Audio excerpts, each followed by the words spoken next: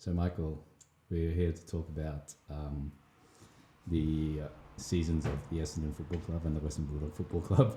I look forward to talking about the Western Bulldogs. I do very too. Much, very, very much. But I also want to, because you're an Essendon man, I want to get your take on the Essendon Football Club. Yeah, look, if we have to skim over it for a couple of seconds, we will. Not a proud man, are you? Well, another season goes begging, Mr. Dong, and you so remember it this burns year, deep. right? Burns deep. Oh, look, I try to forget about it, but look, we played finals, so I'm happy. Yeah. I'm happy. Yeah. I'm happy. Did you play again? I don't want to go into it. I don't want to go into it, to be honest. I forgot. Look. The I team. genuinely forgot who you played. We played the West Coast Eagles. Oh, right, yeah. Okay, We played the West Coast Eagles, but we I think I weren't. stopped watching it. But we weren't beaten by the West Coast Eagles. We were beaten by ourselves. Yeah, you were beaten by your very own sword. Very own selves. And it's more than just a player-based thing. It's an internal-based thing. But we'll get into details about that very shortly, Mr. All right, Dog. let's start on a more positive note. The Doggies had a very tipsy-turvy season, to say the least. Tipsy-turvy, topsy-turvy, Yeah. tumsy-turvy. We actually started pretty well first two rounds. First two rounds. Yeah. A lot of people didn't tip you for the first game. I did. Yeah, I thought your Marvel jumpers would do the difference. Yeah. And they did. Chris Hemsworth was there. God bless his And soul. Matt Damon. Matt Damon as And well. Matt, Did you know that, Jenny? Matt Damon.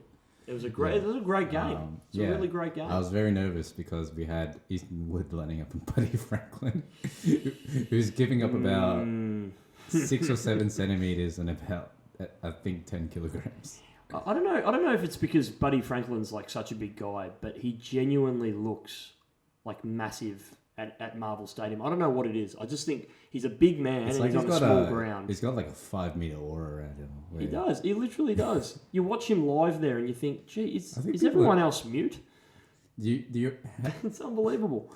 How many players do you reckon are not scared of Buddy Franklin? I even reckon Buddy Franklin's scared of Buddy Franklin. I even think there's an mirrors introverted in his bedroom. There's an introverted version of Buddy Franklin. Oh yeah, and he escaped the Melbourne bubble. And he's very scared of himself. Yeah. He No doesn't even know what he's capable of. He's scared. Yeah. I mean, I watched that game. I think last year or the year before, where he kicked like 2 from the outside 50. I'm like, oh, this is Buddy Franklin. It's just, This is the greatest showman. Oh, that's my favorite piece of. This is Buddy Franklin. This is the greatest showman. Oh, it's lovely, but we're not talking about Sydney. No, we're talking about Doggies. And I don't want to talk about Sydney. Halfway at half time, we had something like a 40-something point lead, and I still felt very uncomfortable. Yeah. By the way, in this podcast, we're going to go through every single game, quarter by quarter, of the Western Bulldogs season. So we might be here for a while. Just so we don't talk about your club, We might be here for a while. Yeah. Just what club? Feeling the time. What club? No. You guys had a bit of a comeback. And then the second game. Oof! What played Hawthorn. What a second game. That was an amazing game. What a comeback in that last quarter. I thought you guys were dead and buried, particularly on the MCG where. One of my favourite games of the season. It was amazing. It was amazing. Sure. A couple of free kicks went your way, I remember. But despite that, you still need to be good enough. It's one of those ones where it's like, I can see why he paid it. Yeah. Good old James Sicily. Yeah, good old James Sicily. Funnily enough, I don't like Toby Green that much, but I like James Sicily a lot. Yeah. For some reason. I don't know why. I don't. I think his ears are weird. He's got a weird. Is that the knock? That's really the knock. What if he had He's a gifted different ears? Yeah, What I don't would you know. He's got too much of an Italian surname. Yeah. That might be another thing. Well, yeah. Sicily Sicily's a region. Sicily's a region. I think it's a region. Can we get a fact check on that? Is Sicily a region or a town? I think it's a region. It might be Sicilia. I don't know. We were always in the game, but we had a very bad third quarter where we turned it over at the worst part of the ground. Yeah. And fact check, it is a Italian region. There we are. I thought it was. So I'm stupid. No, you're just uncultured. No, it's all right. You're uncultured. You're not stupid. Don't eat enough pasta. No, that's right. That's right. That's where all the brain cells are at. Yeah, and then we kicked. It was like 8 minutes to go or something like that, and we had to kick 6 goals to win the game. We ended up kicking like 7 or 8. It was pretty extraordinary. I was watching the game and I was just thinking, wow, they're coming all right. Yeah. They're really coming. How did testament to you guys. how did right. Essendon start the season? Oh yeah, pretty average as we usually do. So no, that's all right. Can we make this about the Western Bulldogs? We're talking about the Western Bulldogs. All right, Dongy. Okay. Let's focus on the Western Bulldogs for now. Is it a better story? Did you have a? See, we talk about a topsy turvy season. Well, it really was because you guys bet most of the teams in the top 8. We actually beat all of them, except for Collingwood. Except for Collingwood and West Coast. And you only played them once. We played Collingwood twice. We played West Coast once. Yeah. At their home ground. That's right. We got absolutely shambozzled. By West. West Coast. That game was. And this is what I mean. The gap between your best, the gap between your best and your worst was pretty significant. Yeah. I think your aims next season, you want to bridge that gap a little bit. But I thought the games that you did win against some of the big clubs like your Richmonds, like your Geelongs, gosh, mate, you looked like the best. Yeah. You were the talk of the town that week. You're like Western Bulldogs, they're back. It's a weird season because our worst losses are really bad. I mean, you lost to the Gold Coast Suns. You lost to the Gold Coast. Now, look, in all fairness, Gold Coast had a really good... And then they lost every game for the rest of the season. Yeah, they had a really good start to the season, Gold Coast. But you lost at your fortress, mate. You lost at the superhero hub. Marvel Stadium. That's what I couldn't believe. But the roof was open, and I reckon that might have affected your performance. I they were more Gold Coast-related conditions, I think. Yeah, I did not like it when the sun was in my eyes. But mate, the question is, you as a fan, you go to the games most weeks. You're a passionate supporter. Why such a discrepancy in performances? Why do you not show up against clubs like your Carltons or your Gold Coast and then you come and beat Richmond and Geelong? Hey, why? What's the rationale? Due to an inconsistent young team. Well, a young, inconsistent team. The younger comes first because I think we have at least the second youngest list, I think. Second youngest. I know we're not the youngest. I think Gold Coast are younger, but that's still going to play on. We're second or third youngest. Yeah. It's going to play on. So we've got our best players at like the bond. Yep. Who else? McRae. Oh yeah, McRae. They'll always perform, but they're still relatively young. They're still relatively young. They got to grow into their shoes. There's still a lot more growth in them in saying that put the mental side of the game to actually take control. Yeah. And arrest that momentum back from the other team, which is something that happens, but not as often as I'd like. In games like Gold Coast and Carlton, where this stuff needs to happen, just doesn't happen. You don't get that spark. Yeah, we also had Josh Dunkley, who played the first 7 rounds in the forward line. Yeah. He didn't play midfield until after that, and then after that he caught up with Bont with equal brown left votes. Unbelievable. So imagine what would have happened if he played well. What can happen next season? He won our most improved player 2 years in a row, which is saying something. I mean, the bar just keeps getting raised high for him, and I certainly think that premiership gave him a lot of confidence because of these wins against your Richmonds and your Geelongs. Yeah. Also, honourable losses to Collingwood. Yeah. Oh yeah. Particularly one at the MCG, you got real close. Yeah, both of them actually. Both of them actually. Like we were. Both of them got real close. I think we won every single major stat that lets you win games, but we just couldn't convert on the scoreboard. And so that's I don't want to say travesty, but that's just unfortunate because you got a lot of young players who we know can perform. They just need to be out there more consistently, And that's the thing. It's kind of about. I think what Bevo's doing at the moment is he's instilling trust in those young guys, and he's saying, look, the only way we're going to really gel as a group and be a real dangerous side as one is, we've all got to kind of trust in our system, trust in each other. You can't do that without these wins against Richmond, win against Geelong, the win away in the wet against Port Adelaide, when Port Adelaide were doing reasonably well. Oh, they were doing very well. I mean, look, Port Adelaide. I mean, we won't go too much into detail, but it was a bit win loss, but still win loss. No, seriously, it was like that. But to win over there when they had the momentum in their season, you denied them a finish. I mean, Doggy. Let's be honest. There was a stage there where the Doggies were flat as a tack, and we're thinking they're not making finals. Nah.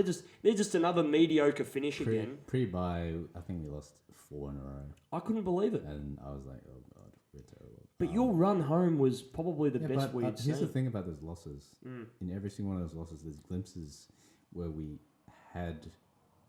basically dominating the game, but we just couldn't put it on the scoreboard. Yeah, that's true. And then and this is invariably in any AFL game, you see it's a game of momentum shifts, and it's when you've got the momentum, if you can score, and that's the mark of a good team. And the games that we win, we generally score when we have the momentum. The ones that we were kind of lucky to win was the second Carlton game. we had 2 30-point leads, so we actually lost 30-point leads twice. Oh, we only won by 3 points, and that's oh my God, that was a very stressful time. But you know, Doggy, we look at the last couple of seasons, and a lot of teams, they just, I don't know, they seem to drop their guard against those so-called easier beats. But I think with a young list, that's what can happen. So I think what you'd probably be looking for next season is a little bit more consistency, particularly across the board. Hopefully with the inclusion of Alex Keith, who looks most likely. Looks solid. Josh Bruce looks less likely, but still likely. Going to be a very solid team next year, hopefully. Anyway. And that's the thing. I think what Beva's trying to do with the team is that with the brand of football we're playing and our personnel, we're trying to beat teams. We're trying to develop a football brand that is unique to ourselves. That's right. We're trying to be honest with our game plan. Kind of like Richmond. Yeah. Kind of like and I think how Beva the philosophy is going with is that the other team can know what the hell we're doing, but they still can't stop us. That's right. I think that's the kind of football he wants to have, and that's smart technique. And that's how football was played under Alistair Clarkson. When they had the 3-peat.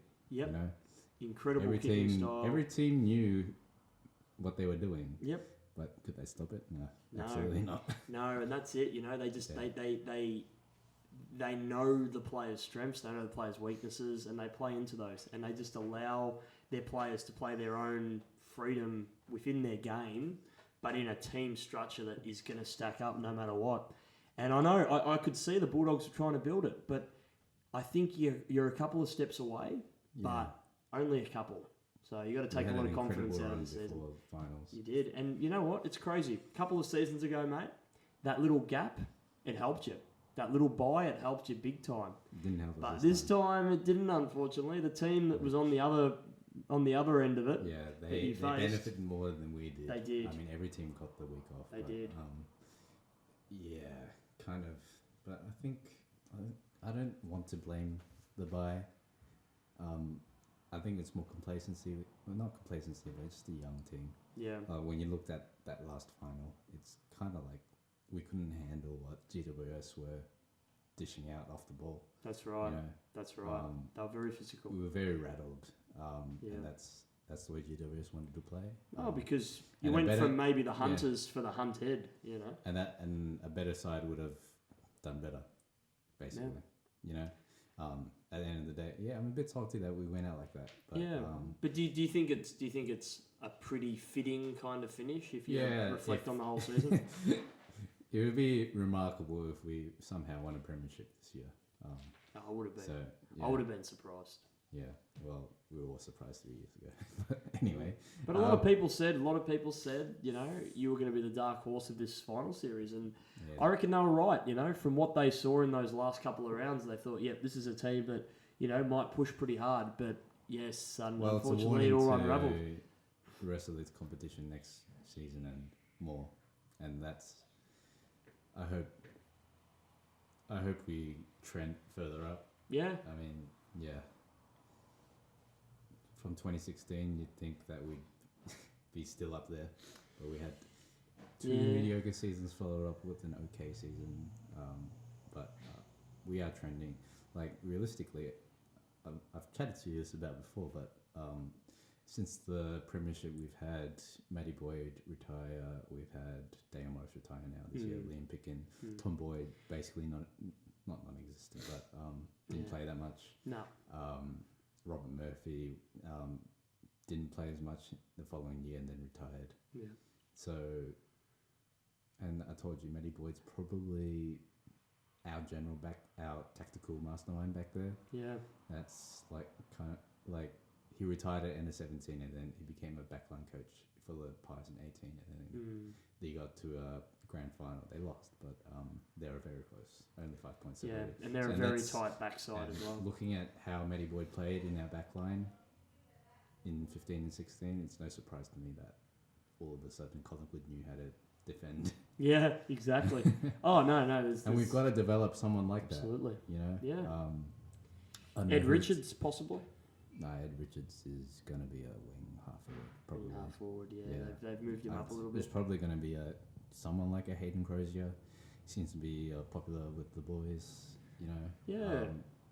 Popular lad, might be leadership group next year, but that's not for me to speculate. Well, if he's got the footy IQ as well, which we hope. Then Zane Cordy, Zane as well. The great Zane, definitely. Great Zane. Yeah, sometimes when you see him out in the footy field, it's definitely Ace Cordy's brother. Oh yeah, There's no questioning that. Yes. But he is better than his brother. He is. I think so. Don't hit me, Ace, if you see me on the street. Always got an ace up his sleeve. Yeah. And so you got and Easton Woods. I don't think he's the general type. Even though he's our captain, I don't think he's the general type of defender. Will he remain captain? Do you think next season? Next season. Will they consider the Bont as a possible captain? Okay. He might step down for the Bont but only if the Bont comes forward and says he's up for the challenge. Yeah. Otherwise, he just stays captain. Yeah. I think. Yeah. I think those are the two likely scenarios. I think so. I can't imagine the coach or the players saying to Easton move aside because that just feels wrong. You know. But I mean Bailey Dale had an incredible end to the season. Played the last 6 rounds and kicked 21 goals. He had a few bags. We'll get a fact check on that. Johnny doesn't know what to search for. 20 or 21 goals for Bailey Dale. Bang. No, that's check. You don't need to search that. He had something like 20 goals for the last 6 weeks. He's been red hot form. If you played the whole season, probably red all Australian. Formation, the man of the hour. If you kick 20 goals in 6 weeks, yes, then you can probably kick 50 plus in a season. You know. So where are you finishing next year on the ladder, Dongy? You finishing in the top 8 again? You're going to slip out of fancy? Are you going to push up a little bit? I'm going to say top 8. Maybe 5th. 5th. Ooh. So you're going to, if you get 5th, you're probably going to win, 14, 15 games? 14 games. 14 games. Depends how tight the competition is. I mean, we could have... I feel like it's going to have another tight competition coming up. Put it this way. I think, Richmond's going to be a clear favourite for the whole season. Yeah, maybe. And then you got Collingwood, West Coast, Brisbane, if they keep trending up. We don't ultimately know. And then probably next on that list is us. Yeah. Is that a fair assessment? I think you're definitely on the outer bracket, but you can certainly beat any of those sides. Definitely, I think if we're consistent and we have reasonable growth, nothing out of this world, then realistically, I think we are in that middle bracket, but the best of that middle bracket. Yeah. I think you've got the potential to be the best of that middle bracket. As I said, you will beat some of those top end teams, but I am still concerned that you may lose to some of that middle bottom bracket, and that's my kind of concern for you. Yeah, and that's your next challenge. I mean, we'll always bring it to the top teams. That's how I feel. Yeah, definitely. Like, funnily enough, this year, every time we played against a team above us, I've always been confident that we'd put up a good fight. Absolutely. Which is strange. It's strange. Maybe just different mindsets. Yeah, and that's what happens with a young side. I'm more scared when we go against a side that's lower than us on the ladder. Like that game, like I think around 19 or 20, where we played St Kilda, and then we got demolished in the first quarter, and then we never recovered. A better team wouldn't have let that happen. That's right. Yeah. What was my favourite game of the season, actually? Favourite game it's a toss-up between the Geelong game or the Hawthorn game. Yeah. The Geelong game, I think, was after the Port Adelaide away win. Yeah, stringing together some good wins at that stage. I was like, if we beat... Because they were first on the ladder. I was thinking, if we beat Geelong, then... It's massive. If we make finals, then we can do some real damage. Yeah, that's what I was thinking, and I think that's what a lot of people were thinking. Entering into the finals, you're a big smoky. You're a bit of obviously an underdog, but you could do some damage. X factor, massive X factor. So, yeah, they were good games. Worst game, Gold Coast, Carlton. Gold Coast, or the West Coast game. Yeah, West Coast was pretty lackluster. Yeah, West Coast was just kind of like, Yeah. Gold Coast game was very depressing. Yeah, it was. I remember being there. Had a bit of a charge towards the end. Billy Gowers. Billy Gowers almost still on the list. Jesus. Wouldn't believe it. Wouldn't read about it. Yeah. I remember we just beat Hawthorn the week before. Like, oh yeah, we can do anything. Stroll in. I was looking forward to being 3-0, top of the ladder. Chester out. Yeah, and then we lose, and then I'm like, what just happened? And it was all downhill. Can't win them all. Oh God. Yes. And then I think Bevo said as a joke, it's like we'll be fine second half of the season. We'll win 8 out of 11, and we'll make finals. And then, funny enough, that did happen. He knows the team. He knows the team well. It was a bit of a joke, but bit of knock on wood. So I don't know what happens next year. What players need to improve for us? I think Mitch Wallace needs to be out there more. Yeah, he was barely injury. Spotted this year. Yeah. Napoleon Dynamite. Yeah. Wasn't there? Yeah. I did. Yeah, he was featured for half the season, I think, and then he got injured and never came back. Tom Liberatore needs to be out there in the park as well. But we do need the team to be less dependent on the Liberatore magic. I think so. Yeah. Just because his knees. Yeah, I was going to say with some of those injuries, I'm just worried that he's probably not going to recapture his absolute primal craziness. But when your selection of midfielders come to, you got Tim English, our first choice ruck, and then you got Bontempelli, Dunkley, and McRae, and then might struggle to fit in there. Your sport for choice after that, you got Liberatore, Wallace. Who else? You got Hunter on the wing, and then Eddie Richards on the other wing, maybe. Yeah, there's no shortage of choice there. No shortage of choice. It's whether who gets a game. That's going to be the big one. It's going to be the big one. Oh, Bailey Smith as well. Can't forget him. What a first-year player. Who's your best first-year player? It doesn't. We haven't brought them up. I've been trying to avoid it. But. Well, should we talk about the Bombers? Yeah, I think we're out-resourced on the Doggies. Oh, mate. Well, let me just put it this way. Wasn't our worst season. Certainly wasn't our best. It wasn't a great start. And I think that this has been an issue for probably the last 4 seasons. Has been our starts. They haven't been good starts. Seasons or the games? I'm talking start of seasons. We have not started well. What's the reason for that? It's hard to say. It looks terrible that it's the first round. You don't expect too many blowouts. You feel like most teams, they've had a whole pre-season, besides some of the final teams that have obviously had a relatively healthy list. Not a huge amount of injuries. You walk into that first season game, and you want to give it a good crack. And we lost to the Giants, I think, by about 70-odd points. And it was just an absolute... Can I use this word? Absolute shit show. Yeah, it was an absolute shit show. It was a terrible game. And our players just weren't getting any of the ball, and it was terrible. And I thought, shit, this is going to be Essendon's season. And thankfully, we cleaned it up, and we started winning games. I think after the St Kilda game, good wins towards the middle to the end of the season. We did. We got on a good run. Mini run.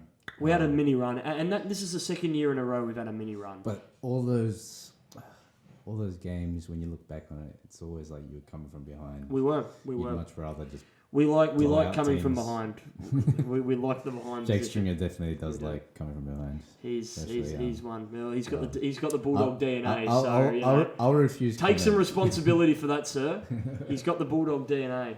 Bit of doggy style there. Yeah. So honestly, it's just one of those things. Essendon are a team that were very, very inconsistent this season, and again, we left our run very late.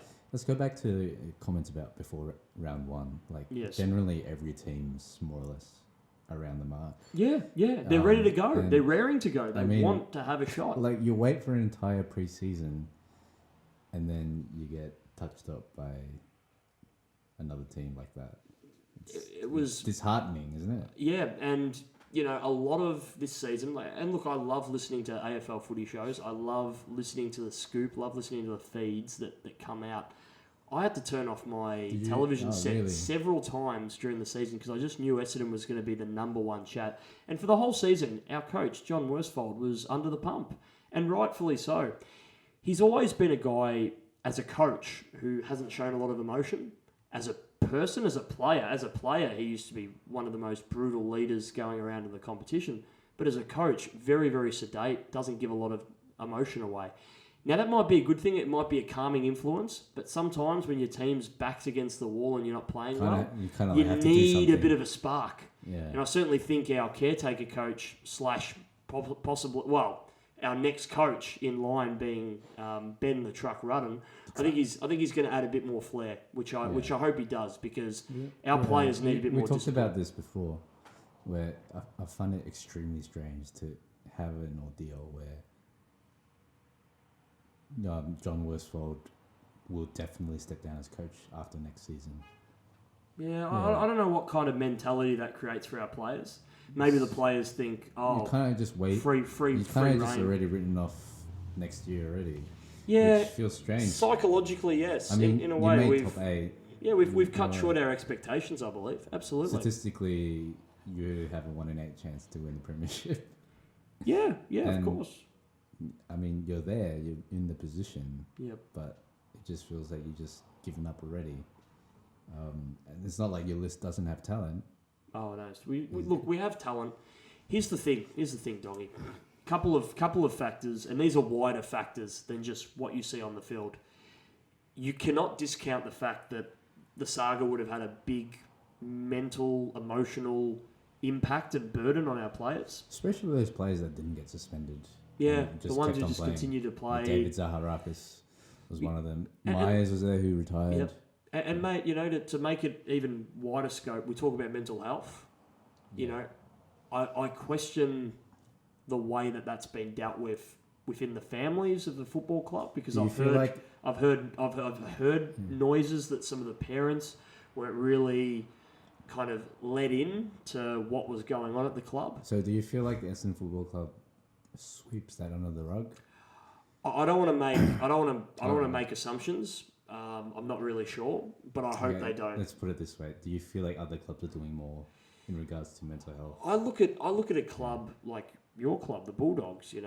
Handled pretty well. You give Tom Boyd his break. I can't recall any Essendon players going away needing time. Now maybe there's no players who need that, but then again, if the players aren't opening up or feeling comfortable within the space, you've got someone like Joe Danaher who wants to leave because of certain reasons, and so you have to question the culture. And I've always thought Essendon being such a big football club, it has a great culture, but with this playing group at the moment, I'm not 100% sold on it, and I need to see a bit more on the field and maybe on the off field that these players are genuinely committed to each other and they love each other. And I hope they do. And I really hope they do. You hope most football clubs are like that. Yeah, but I look at a club like Richmond, Doggy, and I just see that they love each other. They openly talk about it. They're not afraid to say that. They've got brother love. And, You know, they're all in it together. It's part of a team that you want to quote High School Musical, they're all in it together. And it's a football club you want to be at. And so I just hope Essendon has the same appeal. And I hope that we see the absolute best potential from our players. And that's all I'm going to say on that because, you know, at the end of the day, we judge them on what they do on the field. Okay. So I just hope they've got it right on off the field. That's all I'm saying. Yeah. Yeah, didn't cross my mind until you just talking about it now, but it feels like from an outsider's point of view, it feels like there are Essendon's more of like a placeholder team of just footballers rather than individuals who happen to be footballers. I mean, you brought up the Doggies and Richmond. You've got a bunch of personalities from both teams, and that kind of get you to know the people in the team more. That's right. Like you got Alex Rance, you got Jack Revolt, and for the Dogs, you got the Bond, you got Easton Wood, and to make regular media appearances. And from Essendon, it's probably only McDonald, Tip and Woody who.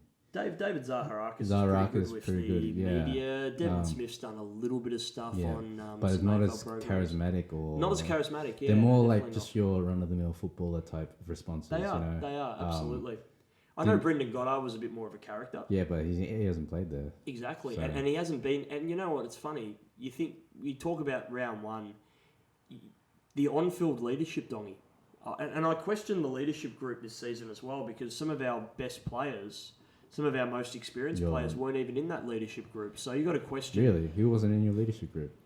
Was Cale Hooker in there? I don't think he was. I don't know. Yeah, I don't think... I couldn't tell you what the Bulldog leadership group was. Yeah, I don't think Cale Hooker was in there. And Cale Hooker, Michael Hurley, they're two players who you would definitely put in that leadership group. And I think one of the two weren't in there, if not both. So, yeah. Was Zach Merritt in there? I think Zach might have been. Zach... And I see Zach as a leader. I see him as a natural leader. Zaharakis, I see Andrew McGrath as a natural leader, but I think these boys really need to take another step up. You know? I think there's another level we can go. And that is a criticism with the club, I think, which is that all these players you named, they're pretty much outside players. Yeah. There's not a raging bull type. You know? I mean, Devon Smith can fit. He can do that. He can do that, but he didn't play for half the season. Exactly. So, and that really cost us, I think. Yeah, and you were going pretty well until you lost him. And we lost, but look, I'm not going to use injuries as an excuse, but we did lose some valuable players over the year. We didn't get our best 22 on the park all at the once. But that's every single team. But that's every team. And you've got to have good depth and you've got to have players that come in and play a role.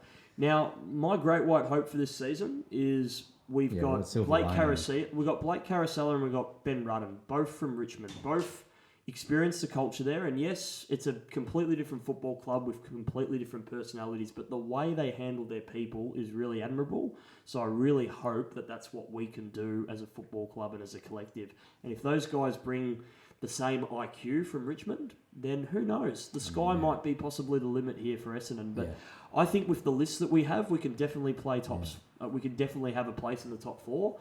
But I think until you fix those off-field little cracks and you get a unified group, I don't think that can happen. I feel like, the pizzazz and the showmanship is there on the field. Like you got your Jake Strang, your Zach Merritt, your Dyson Apple, incredibly skillful. Oh, that's right. McDonald, Tip and Woody as well. But kind of like have to do the dirty work first before that happens. That's right. And the other thing is, Dongy, is that if we look at purely game style, Essendon's a back half team.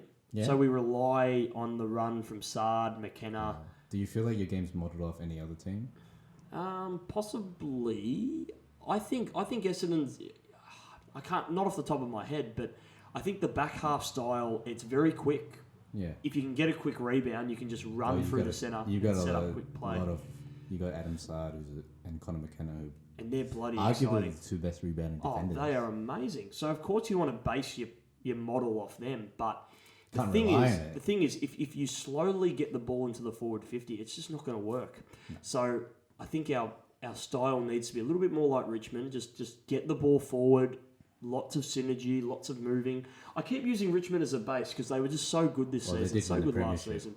They did win the premiership, so the premiership's always going to be the base. Hawthorn, when they won all their premierships, it was elite kicking, and it was just moving the ball quick, hard bodies, hard around the ball. I bring up that there's question a lot of different because styles.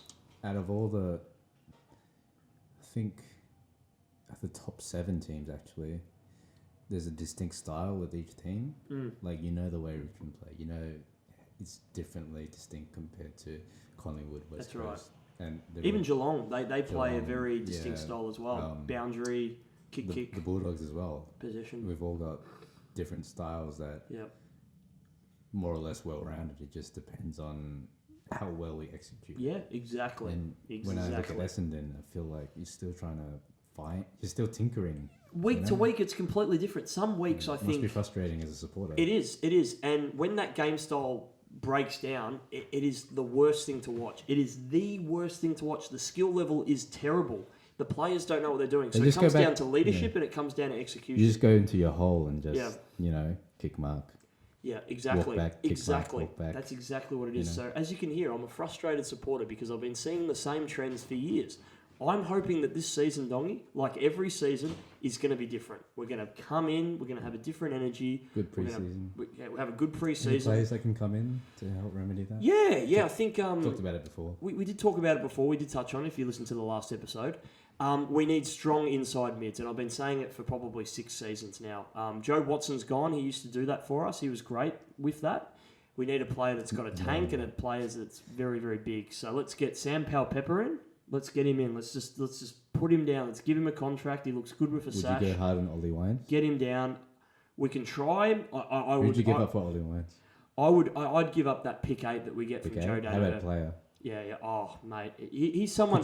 he's the leader. He's the leader that you'd need. I think he's the leader. Would you give up one of your outside midfielders for him?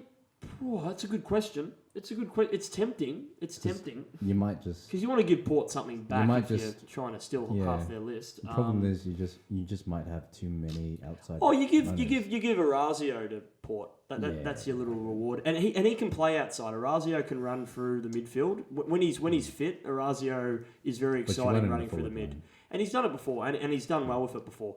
Oh, trust me, I don't want to lose Orazio, but if I get a hard body mid, if I get an Ollie Wines, I'll be giving up more than that. Yeah, you've got let's just go through quickly a few of the notable finals teams. You got Geelong, you got Dangerfield, Tim Kelly, who are good inside and out. Yep. You got at the Bulldogs, you got Bontempelli, McRae, and Dunkley, who are all good inside and out. You got grand finalists. You got Dustin Martin.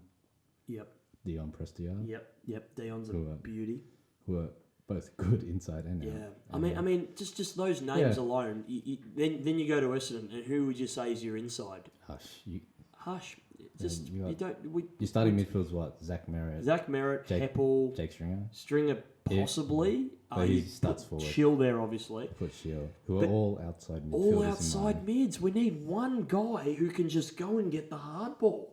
Put your head over the ball, big body, win the ball, give it to those other guys have skill, and no question. When I look at that midfield, I'm not intimidated by it. No. And Zaharakis, he plays the inside, but we put him on the wing now. So it's like you need to make up your mind, Essendon. You need to say, what are we missing? It's a hard body mid. We say it every season. We don't go out and get one. Every season we say, we need that, but we don't do it. So... Adrian, if you're listening, Adrian Dodoro, if you're listening, get us a hard body mid. Do it! Or I am going to not be too happy with you. And it's going to be another mediocre season. We might just scrape into the 8.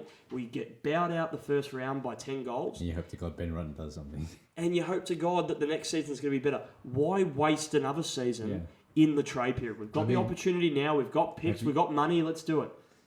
How many seasons have we wasted, do you think? I think we've wasted... we obviously wasted the one when the whole Asada thing, we lost that. But we're talking 3 years worth of possible finals berths. And we've lost players in that time that have been won useful. A final in since 2004. It's been a long time. It's been a very long time. It's strange to think that such a big club... Do I sound frustrated? Do I sound frustrated? I am frustrated. I'm relatively content every single with my fucking team. season. It happens every single season. So, Essendon, I love you. I'm always going to support you till the day I die. But shit, you got to make some good off-field decisions. Simple as that. That's us in a nutshell. Off-field? Yeah, off field will help on field. You just have to fix whatever's going on, whatever leaks, whatever cracks you have, fix it. It needs to happen. Could there be a point in the relatively near future where you think they could have a nuclear meltdown, like how it happened with Adelaide this year? Mid-season, if we don't fix everything up, I'm telling you, it's all going to fall apart. I'm telling you, it's all going to fall apart. Early. John will get sacked. If that John will get sacked. He will get I'm surprised he didn't get sacked this year, to be honest. He must have a very expensive release clause. Yeah, well, I think he might. But if you, it's gonna be a fascinating year. But look, I'm not gonna be all negative. We had some fantastic performances this year. My favourite was against Adelaide, hands down against Adelaide. It's the best I've seen us play in years. It was a complete game. Yes, we were behind in the game. Don't get me wrong. We had our behind moment. But when we got in front and we stayed in front and then we got out even further in front, I'm like, wow, this is incredible. And that's the kind of wins that you go like, oh, we can actually play, you know? Stringer was amazing. Zach Merritt was amazing. Our forward line actually functioned. Who got 3 votes? I think Zach had a great game. Yeah, Zach Merritt had a great game. That's when Bruce was saying, like, he's not a good kick for goal. He's like, I take it all back. I take it all back. It's delicious. Yes. So good. Anyway, so that was probably my favourite. Worst performance, well, it's going to be no surprise to you. We were there. It was the Bulldog game. I don't know what it's like. I don't know where the fuck that came from. We could have, not only could have we cemented our final spot in that game, but we would have possibly even pushed up to 6 and knocked GWS down. But without a game, you wouldn't have had us in the finals. So that's right. So I am appreciative for that. Trust me, it's much better than any of the Adelaide teams. Maybe. I couldn't imagine what it's like to see your team get scored against 21 goals. And Dongy, usually I will never decline a feed with you because you know how much I like food with you, mate. There's no leftovers with us. But I was livid. You had to leave. I was livid. 3/4 time, you go, let's stay till the end. I'm like, look, let's see if we at least kick it. And it just kept going out and out and out. I think it was maybe 114 points at one stage. I said, Dongy, I feel physically sick. No, it got to like 130. And the last 2 goals of the game. It did. I'm glad you played the mercy card because other teams wouldn't be so kind. Yeah. Like Geelong in 2007, they wouldn't be so... Anyway, it was a bad day for us. Thankfully, we responded the next week in Fremantle and we bet them over there, which we don't usually do, which we haven't done for a long time. First time we've done that at that ground. And so we made the finals. So congratulations to us for making the finals. But yeah, we need a more consistent season. And consistency is the key word. Ladies and gentlemen, boys and girls, circle it on your whiteboards. Consistency. Yeah. Consistency. A few syllables, but... Bulldogs can deal with a bit of consistency as well. Consistency. I think that's what both of our teams need. Consistency and a proper structural game plan that's going to stack up even when shit's going wrong. That's what we need, Dongy, and that's what we're going to do. Do you rue the day or do you look forward to the day that our teams will meet in the finals? Oh, I think if we get our shit together, we'll be playing off in a grand final. Really? We will be playing off in a grand final. But I'd be happy with the qualifying final. I'd be happy with a final win. Yeah. But yes, until that day, Dongy, it's very hard to know what to expect from the Bombers, from the Essendon Football Club. Look, you know what I might have to do, Dongy? I might have to sacrifice my illustrious career in the media industry and go and selflessly put myself in the Essendon Football Club as some media manager who can just talk some sense into some people at the club, and who knows, I might be able to get... I'm not saying I'm the be-all and end-all, but maybe I might be able to talk some sense into those guys, and who knows, I might be like, so where's that inside mid? Have you went shopping yet? Have you found an inside mid? Because it's on your grocery... It's been on the grocery list for several years, you know? Go and grab one. Have I made my point clear yet? Yeah. Get a fucking inside mid. All right. Anyway, Dongy, I think we've wrapped up both of our football clubs tremendously well. I think it's very clear what both of our clubs need, and I think that hopefully, if the Bomber Football Club has listened to me tonight, they will understand that there is some work to be done. But the ball's in their court, so to speak. It's in their hands. They got to do it. Yeah. Maybe me. if it gets real dire. And the Doggies just need to keep trending upwards. That's keep right. trending upwards, You're on the right path, man. we can beat You're on the any right team. web path. Well, we've proven this year we can beat any team. You can. So next year should be no different. But That's right. as a Bulldogs supporter, I know how hard it is to stay up the top. A lot of years of disappointment. But anyway. It's you got a premiership out of it, so don't complain too much. We had 3 prelim losses in a row. And I do apologise for all the swearing, but you know when I'm talking about my own football club, my stripes do change a different colour and things get real. So apologies for that. But thank you for listening. Donnie, it's been an absolute pleasure. Yeah, well, until next time then. Adios. Yeah.